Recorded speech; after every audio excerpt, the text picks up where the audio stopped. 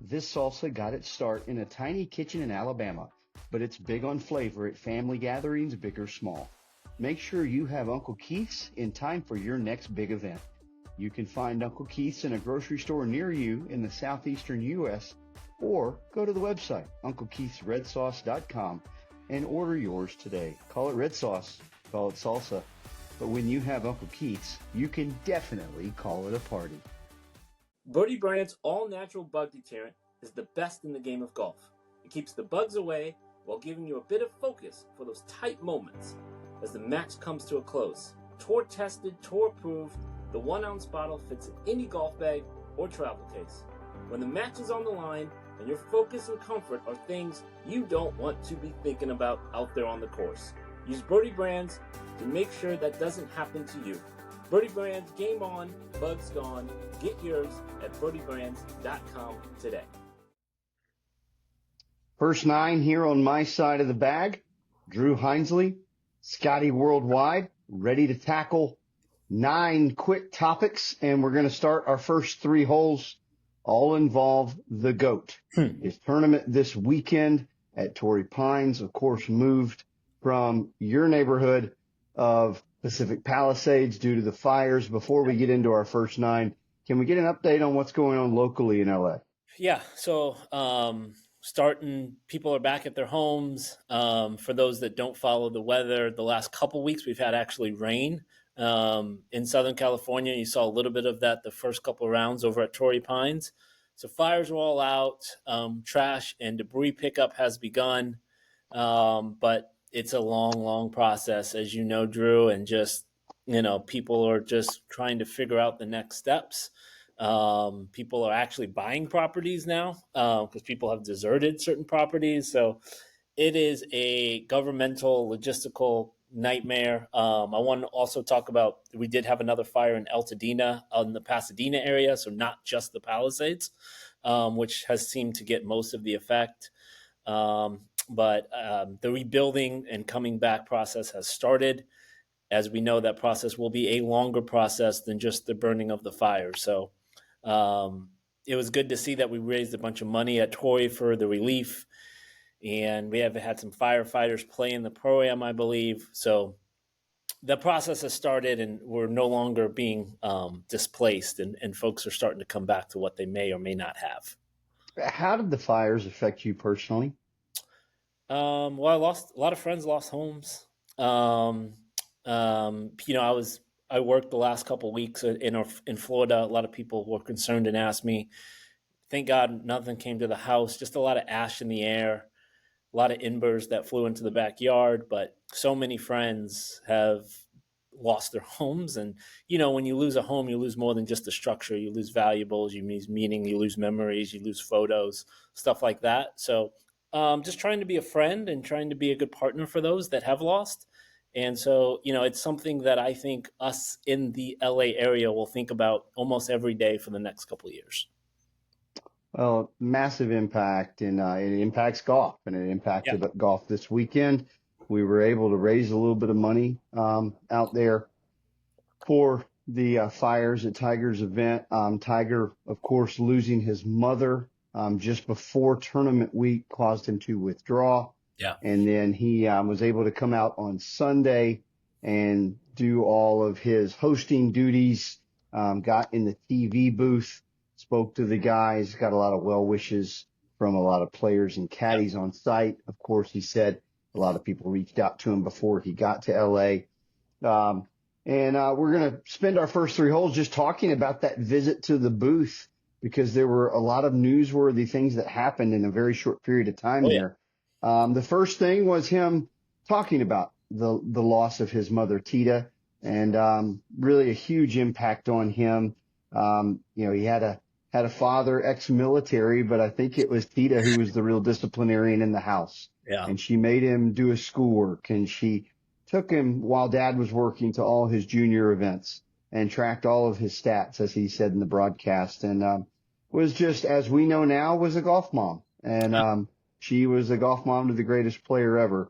And she guided him and made him into the person he is today, and stood by him in probably his darkest moment when he had to go in front of the media and admit a lot of character flaws and a lot of wrongdoing.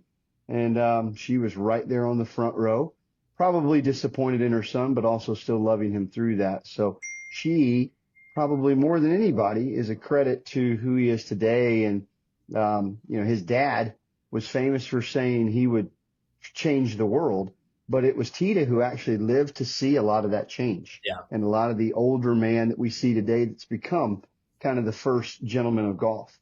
And it was sad to see her go, but he's got a lot of memories with her, and he's got 2 kids that he can pour all her lessons into. Yeah, it's well said. And I think her memory she's the reason why Tiger wore red on Sundays.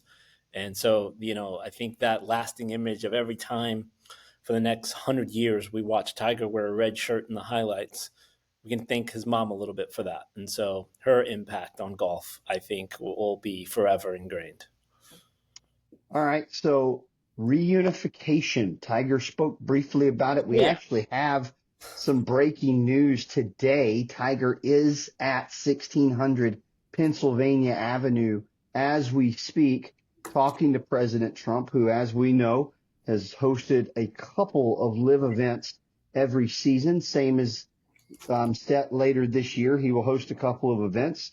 So he knows those guys, knows the inner working. He also is very close with Jay Monahan and all the guys at PGA Tour HQ.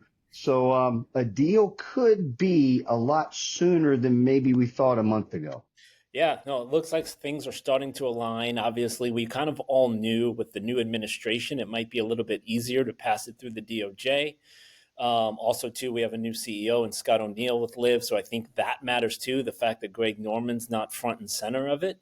But yeah, it looks like we have some news that came today. Tiger is there, Yasser is there, Jay Monahan's there. I believe Adam Scott's plane is in Dulles Airport. So things are happening, things are moving. What unification looks like, and whether that's guys coming back and playing on both tours, whether that, as reported, would just be a PIF investment into the PGA Tour, I think is yet to be seen. But things are moving, and I think we will get an answer about the future of the professional game sooner rather than later. One note also, it came out that I believe Scott O'Neill has talked to interim commissioner Liz Moore of the LPGA. That was reported. So, we're starting to see a lot of these things kind of entangle their way into, hopefully we can just figure out what professional golf means for everybody, and we can see some of the stars playing against the biggest stars week to week.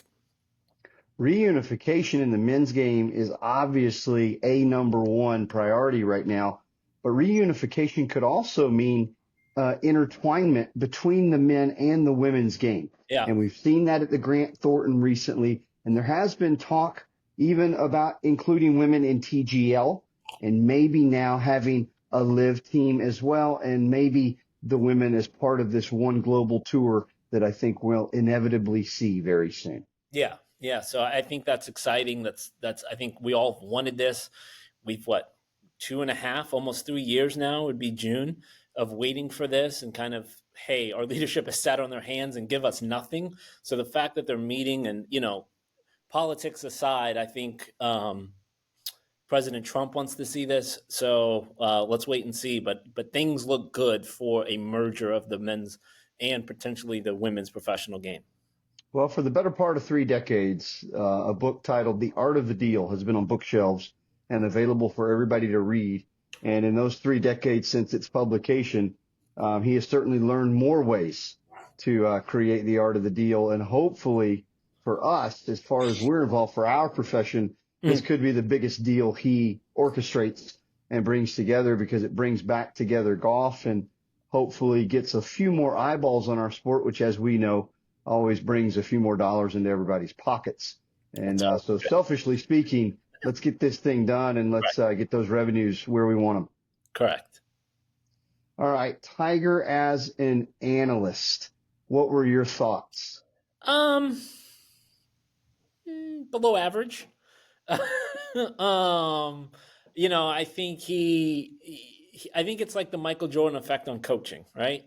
I think he has I think his knowledge is obviously there, But I think as far as explaining the shots and bringing the viewer into the home and being able to be relatable, I think there's definitely a disconnect. And I thought personality wise, I think Tiger's just not necessarily where he needs to be mentally. I thought you saw that in the TGL on the other night as well. I just think that like we rushed Tiger out there, and do we really even need that? I don't know. Like I almost would rather just have Kisner or Cole in the booth. Just I don't need Tiger in the booth giving me analysts and talking with Jim Nance. Just let the pros do what the pros do. And see, I couldn't disagree more. I think Tiger is fantastic. I think he spot on read Scotty Scheffler and Rory McIlroy's putt to a tee. He said exactly what both putts were going to do. They did them. Both players in the arena misread the putts. So Tiger from the booth was putting better reads on the putts than the guys who were actually playing for the trophy he was handing out, which I thought was fairly impressive. Yes, he's hit quite a few putts on that green, as he admitted. I remember years ago talking to Nota Begay about Tiger coming in and being maybe a commentator. For us, selfishly, as an NBC employee, I'd love to see him as part of our broadcast. And I asked Nota, how would he be? Would he even be open to such a thing? And Nota said he would be the greatest. But can you imagine him in craft services eating a chimichanga with us today at lunch? And it was a fair point, because the guy won't get a moment's rest. There's kind of an unwritten rule in the TV compound. There's no autographs. There's no selfies.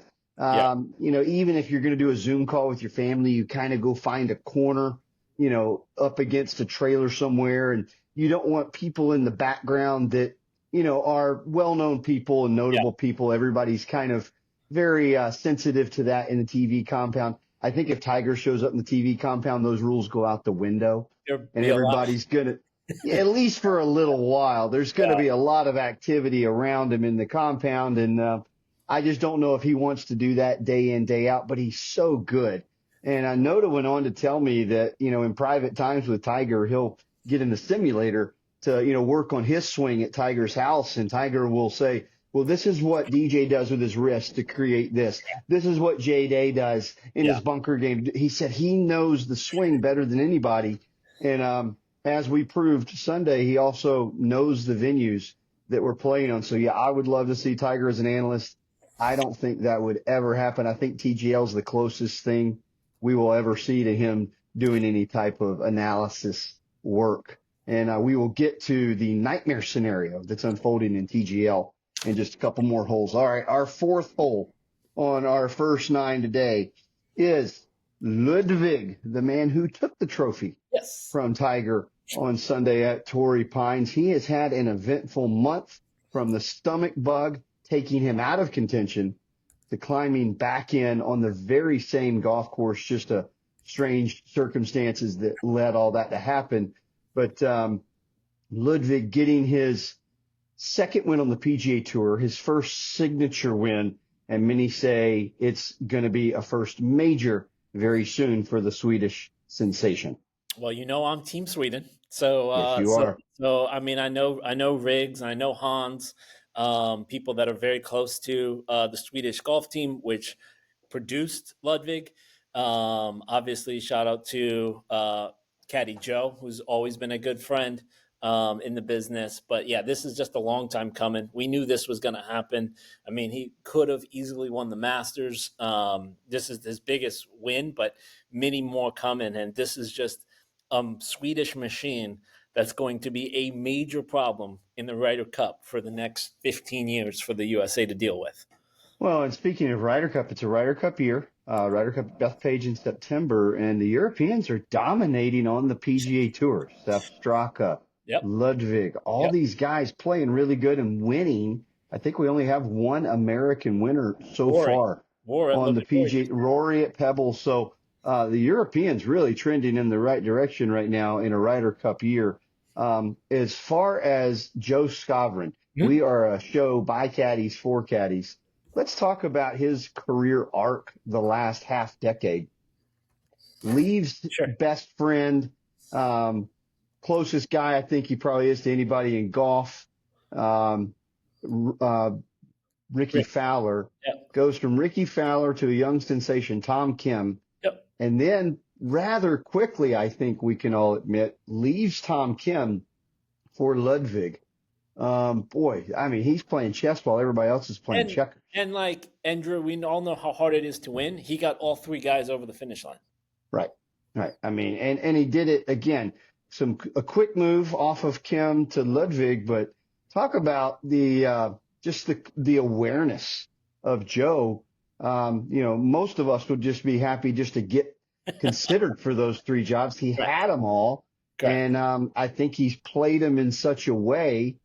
I don't think there's any ill will on any front with him, but just going from this guy to this guy, now to this guy. And he could be, the guy that challenges somebody like a Scotty Scheffler or a Xander Schauffele for top billing for some time to come. And Joe Skovron's a big part of that. Absolutely. I think he's now ascended himself to one of the top 4 or 5 caddies out on tour. You would have to say, just by what he's been able to do. To win with 3 different guys is always a challenge. To win at the golf courses that he's been able to do, like, heads off to Joe. And again, someone that's been really good for me and has looked out for me personally before. So I'm definitely happy for him. Well, friend of the show, I always enjoy my time walking around with Joe. And boy, might see a couple of big trophies picked up by those guys in the near future. All right, hole number 5 in our first 9, sponsored by Birdie Brands and Uncle Keith's Red Sauce. Live update. Boy, they just had you could call it their signature event. Live Golf Adelaide, the party hole. We got another hole in one, this time by Patrick Reed on the party hole, broadcasted by Fox. So just as all of this stuff about reunification is happening, Correct. Live is actually starting to log, I would call, some decent laps of their own. They're still not getting the TV ratings that you would like. Live Adelaide was played prime time in Australia, which meant they began at midnight here on the East Coast of the U.S. I actually looked it up and was going to watch a little bit, either on a Friday or Saturday night this past weekend. And as the old man that I am, I just couldn't stay up that late. So I didn't tune in. So I'm not part of those ratings that they received for Live Golf Adelaide, but I have seen all the headlines and all the highlights. And again, if they could make every event like that, and I've had friends, PGA Tour caddies, go to Live events and say it is a lot of fun. And Live Golf Adelaide, again, kind of like their Players Championship. Wouldn't you agree? Yeah, no, I think this has been, I talked to Kenny Harms about this. He said it's the coolest place. Live Adelaide is the coolest event he's ever caddied at. Obviously, longtime caddy for Kevin Na, who no longer is with him. But I think Live is interesting because it is making splashes outside of what unification or outside of what the PGA Tour is doing, which is interesting. And like, hats off to Joaquin Niemann. I mean, if he was on PGA Tour, I think we would have to talk about him the way we talk about Scotty Scheffler, the way we talk about Ludwig. Like, might not be too many people playing better golf in the last 2 years that aren't named Scotty Scheffler than Joaquin Niemann. So, I mean, this guy's a rock star. He dominates everything we've put in front of him. And you talk about the 2, 3, 4 guys that Liv has, he's got to be top of the list right now. Well, and I know the guy that caddied for him when he played in the Masters as an amateur as the Latin American Am, Dean Elliott. And Dean said that this guy, just his attitude walking around Augusta was so loose and so unbothered. And he said that's kind of what it's going to take, to win, because the pressure ratchets up. And he said he just really has a great attitude about playing golf. He stays very relaxed, even in the big moments. And don't be surprised to see Joaquin Niemann trying to become the first Latin American guy since Angel Cabrera to win at Augusta National. I like him at Augusta a lot. I'll say that now. Yeah, I think he's going to be an odds-on favorite. He's going to have a couple more events on Live to win before he goes to Augusta. And again, I expect a good showing from Joaquin. He likes the place. He has experience there. And obviously he's in great form. All right. LPGA news, hole number 6. We've had a couple of things happen the last couple of weeks on the LPGA. Some good, some bad. Why don't you cover it? Yeah, so I think the top of the board, Alim Kim comes out and wins TOC the top of the year. Another great friend of the show, Bruce. I was there on 18 to have some champagne and spray him with. It means free housing for me. That was a cool thing. And then we went straight into our founders tournament at Bradenton Country Club and the return of Yalimi No. Outdueled Jin Yun Ko on Sunday to win. So, looks like another young 20, 23, 24. She's definitely under 25. I know that. Yeah, right there. So because she just had a good interview with No Laying Up that came out last night. Listened to it on the way in this morning. But, I think LPGA or some of the young stars are lining up. You had Gino Tentacle win at the Saudi event on the LET. And I think if you think about who's going to challenge Nelly and who's going to say, okay, I've arrived right now, I think you have to start that list with Gino. Remember, she didn't play last year until the Chevron tournament and still went on to, be your CME Tour champion. So some of the stars are starting to align themselves. Nelly had good finishes in both the first two events. Now the tour swings to Asia where Nelly takes off. Yurani Yin making her season debut at this event. So, things are aligned. If you're watching this now, it probably the first or second round already in Thailand. But then we go to the Singapore, which is like Asia's major, if you will, and then into China. So season gearing up, the Asian swing, personally flying out a week from Friday to go to China where we'll play next. So super excited. And, the ladies game is in a good spot as far as our stars really upping their game. Not in a good spot. The event with Seri Pak in Correct. Palos Verdes had a little bit of an accounting issue that caused the LPGA to cancel that event. They were not paid from the vendor, JTBC, Correct. and had to cancel the event. So bad news. An event in LA, which we don't want to pull any more events out of LA. That was far enough away from the fires where we could have it in LA. I know that was important to you. Not quite a home game for you, but pretty darn close. 11 minutes, door to door. Yeah. So again, I'm sorry that got pulled away from you. But you can't let people, work for free basically and get deals with you for free. So congratulations to Liz Moore for Correct. making that call. That's a big call for an interim commissioner. Yep. And maybe one step closer to her getting the full-time title.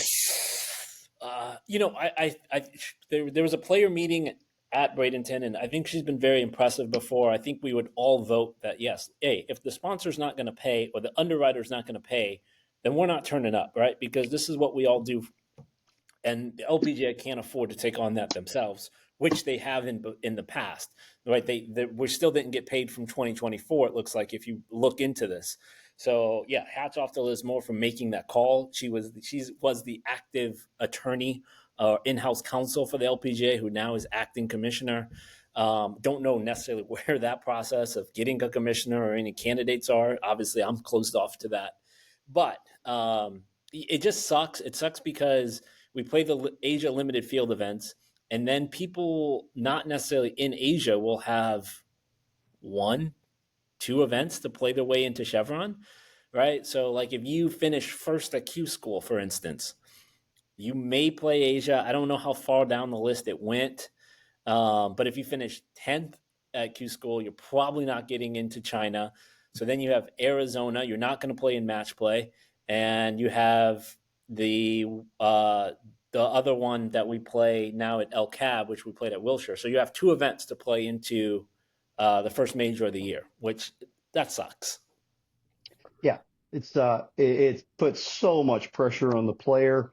You deal with this on the PGA Tour right now, and this is kind of part of the struggle that you're hearing on the PGA Tour. Fewer playing opportunities for guys that are card-carrying members. No different on the LPGA. Fewer opportunities means so much pressure on every swing when you get them. Hard to explain that if you haven't been in that situation. But But on the but here's the thing. On the men's, like at least they have events.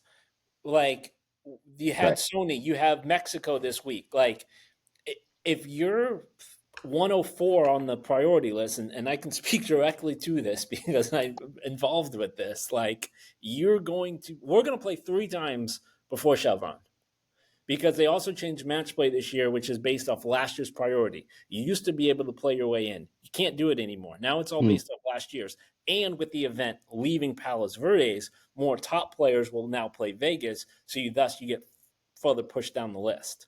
So let's just talk. The number one player has a Lauren Stevenson, number one player on Epson last year. She's going to play 1 time Hmm. before Chevron. Well, and again, maybe this reunification talk changes some of that Yeah. and changes our qualifying processes. We'll see how that trickle down effect affects everybody in the game, especially those not on top of the pyramid. All right. You're starting to become a veteran caddy. That means players that you have worked for are starting to retire. Linnea retires, makes the news this week. Yeah. Talk about that. Talk about what it feels like to have somebody you were very close to say, I'm done with this job. Makes me feel really old, Drew. Yeah. But no, Linnea, it was a former boss, was a great friend. I've said it many times that, helping her get her card back in 21 was one of the joys of my caddy career. I put that right up there with winning last year on the old Epson tour. She's one of my favorite people, and through her, I got to know the Swedish team, which is why I have the job that I have now. And that's just how it works, right? Like one thing leads to another. Last time I talked to her, she was happy with her decision. She's living back in Sweden, working at a grocery store, I believe she was at the time. So I think she's happy, and she's happy that she's not necessarily in public life anymore, and can, fulfill her adulthood with whatever she chooses. She's talented, she's smart, and she'll do great things. Linnea Johansson, former Oklahoma State Cowgirl, big time influence on Scotty, and no longer playing pro golf. I wonder, working at the grocery store, if she sees somebody working on their swing waiting for the checkout, if she's going to be able to give any advice. Yeah, she'd talk about, hey, you don't have it quite right at P5 there. There you go. All right. Moving on to one of our final holes here in our first 9. Hole number 8, TGL. Worst case scenario developing for TGL. There's 6 teams in the league. 4 of them are going to make the playoffs. Right now, the 2 that are outside looking in are Tiger's team and Rory's team. Yep. That is not very good. And also a little update personally, I watched every single TGL match up until the triple header on President's Day. Had to work, was on the golf course, didn't see all of the matches, saw some highlights. And then Tuesday, just life happening, kids are at home away from school. It never even registered that Tiger was on. And I was like, oh no. So again, it's like, okay, it was interesting until it wasn't, right? Does that make sense? Yeah. And they're changing the rules mid-season on the hammer, which has kind of been a bit of a gimmick. Correct. So, and now you have this worst case scenario of the 2 biggest stars, the 2 co-owners that are playing, and they're going to get bounced out of the playoffs. I mean, that's, oh boy, it's not quite turning out the way we thought it would. Drew, I know you really, really want this to succeed. I do. I really do. And I think they will, because I think there's enough money in it. We just heard that Rose Zhang invested into the Bay Club. So there's enough money in it, and there's enough smart people to figure how to work out. But they have a lot to figure out. And I think whether you need more teams or you need more competitiveness, it's hard to follow. They do have changed the hammer rules now. And listen, I don't care what it is, when it is, just find a way to get Tiger on TV, because that makes all of our jobs easier. And the fact that if he's going to be not there, we're going to watch Billy Horschel hit into a screen for the playoffs. Well, and you still, I think Pete Alonso came out with the New York team Tuesday night. Yeah. And so a new investor. So Serena's an investor in the LA club. So they've got Mike Trout's an investor. They've got a lot of sports, other sports stars invested in this league. So we will continue to see it. I just don't know how popular it can become if your Tiger and your Rory teams, again, the reason why they're so popular is because they won so prolifically against everybody else on the regular tour. And if they can't get it done in the simulator league, I don't know if they can carry it. Also, something to look out for.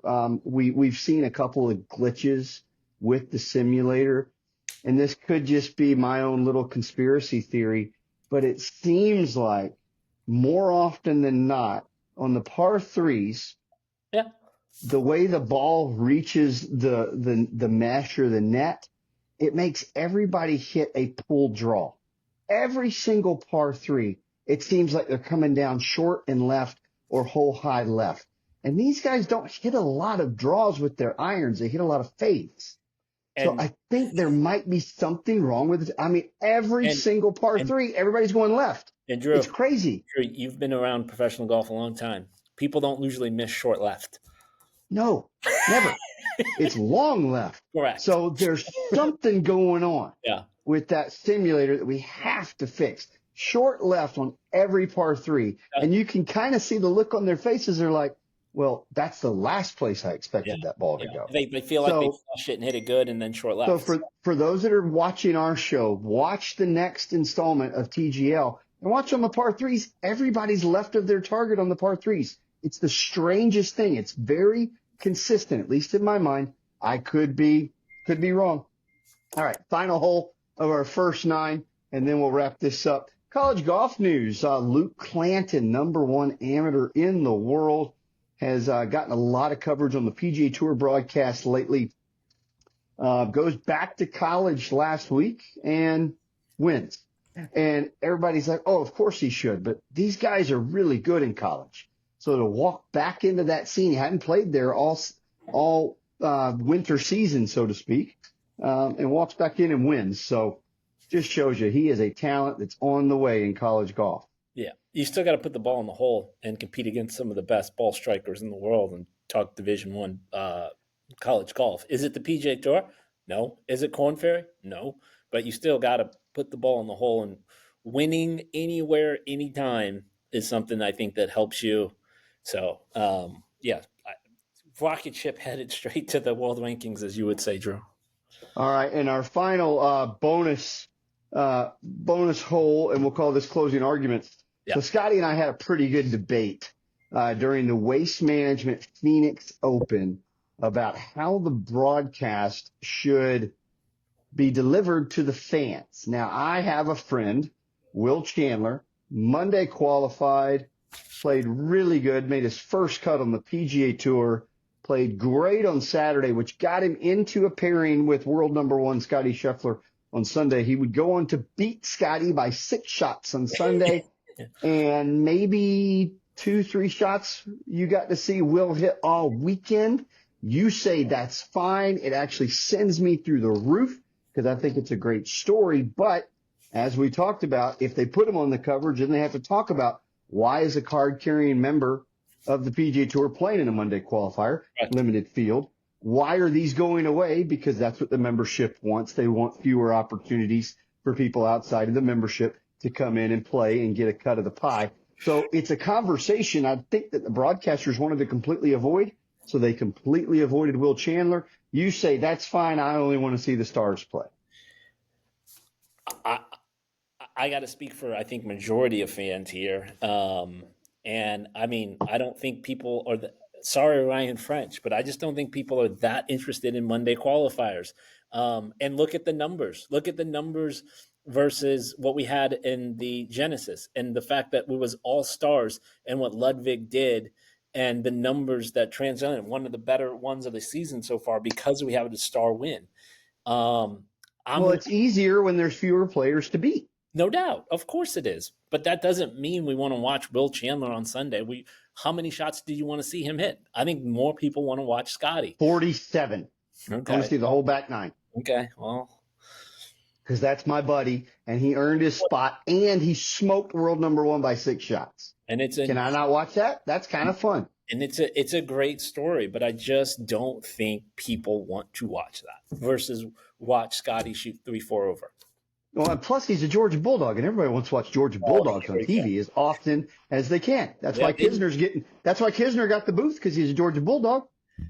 You don't agree with that? I don't agree with that. I don't agree Shocking. with that. I think Georgia needs some good news. I think the whole SEC might need some good news after what happened with the Ohio State boys, which I still haven't brought up. Gracious. So. Guy from LA, somehow a Buckeye fan. Again, it's why you're a Boston fan in TGL. It's just, you just pick them out of thin air. I love it.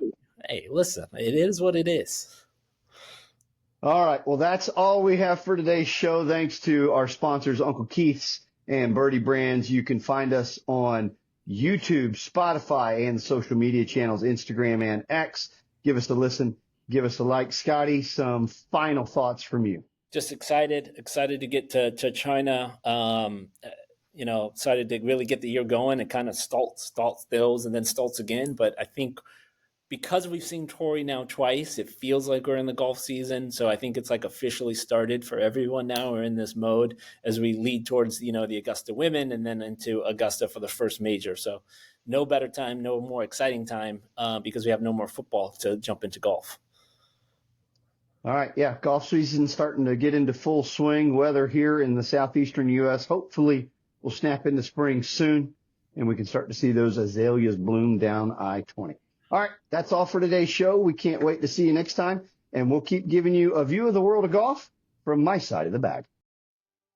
Birdie Brands all-natural bug deterrent is the best in the game of golf. It keeps the bugs away while giving you a bit of focus for those tight moments as the match comes to a close. Tour tested, tour approved. The 1-ounce bottle fits in any golf bag or travel case. When the match is on the line, your focus and comfort are things you don't want to be thinking about. Use Birdie Brands to make sure that doesn't happen. Birdie Brands, game on, bugs gone. Get yours at birdiebrands.com today. Uncle Keith's Red Sauce. This salsa got its start in a tiny kitchen in Alabama, but it's big on flavor at family gatherings, big or small. Make sure you have Uncle Keith's Rest in time for the Super Bowl. You can find Uncle Keith's at a grocery store in the southeastern United States, or if you're like me on the West Coast, you can go to UncleKeithSauce.com and order yours today. Call it red sauce, call it salsa, but when you have Uncle Keith's, you can definitely call it a party.